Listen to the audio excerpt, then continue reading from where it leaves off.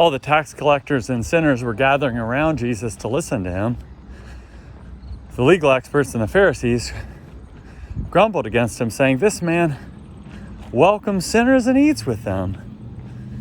Jesus told them this parable. Suppose someone among you had 100 sheep and lost one of them. Wouldn't he leave the other 99 in the pasture and search for the lost one until he finds it? And when he finds it, he is thrilled and places it on his shoulders. When he arrives home, he calls together his friends and neighbors, saying, "Celebrate with me because I found my lost sheep." In the same way, I tell you, there will be more joy in heaven over one sinner who changes both heart and life than over 99 righteous people who have no need to change their hearts and lives. Or what woman, if she owns 10 silver coins and loses one of them, won't light a lamp and sweep the house, searching her home carefully until she finds it? And when she finds it,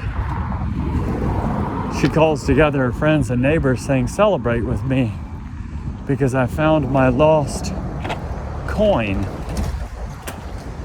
In the same way, I tell you, joy breaks out in the presence of God's angels over one sinner who changes both heart and life. Jesus said a certain man had 2 sons. The younger son said to his father, "Father, give me my share of the inheritance." Then the father divided his estate between them. Soon afterward, the younger son gathered together everything he had and went on a trip to a land far away. There he wasted his wealth through extravagant living.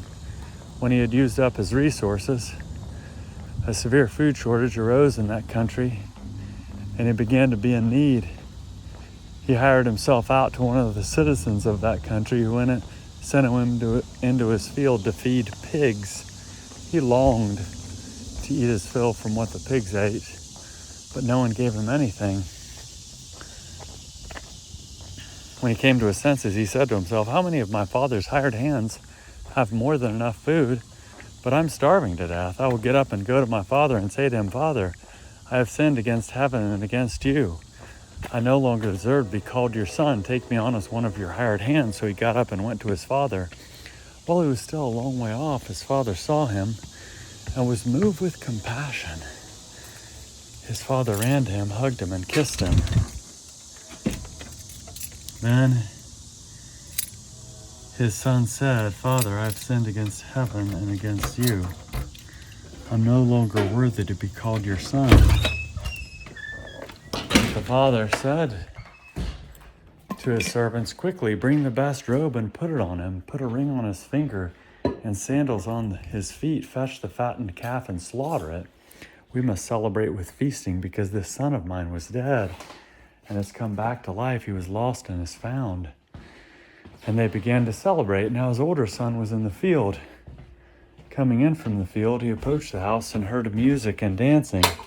He called one of the servants and asked what was going on. The servant replied, 'Your brother has arrived, and your father has slaughtered the fattened calf, because he received his son back safe and sound.' Then the older son was furious and didn't want to enter in. But his father came out and begged him. He answered his father, 'Look, I've served you all these years, and I never disobeyed your instructions. Yet you've never given me as much as a young goat, so that I could celebrate with my friends. But when this son of yours returned after gobbling up your estate on prostitutes, you slaughtered the fattened calf for him.' Then his father said, 'Son, you're always with me, and everything I have is yours. But we had to celebrate and be glad, because this brother of yours was dead and is alive. He was lost and is found.'